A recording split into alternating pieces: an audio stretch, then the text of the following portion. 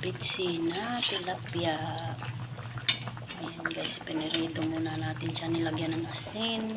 Pre, nilinis muna natin bago putulin at lagyan ng asin at paminta at durog. Ayan. At kinisa na natin yung sibuyas at luya at bawang.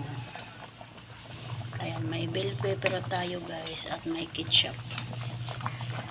Ang ulam natin ngayon for today's Wednesday, tilapia is kabitsing tilapia. Ayan guys, kain-kain na po. Gandang katanghali. Good morning everyone. Good morning, good morning. Hag-hag na lang po sa isa't isa, hindi pa naghahag. Comment sa mga videos at sa mga reels, react.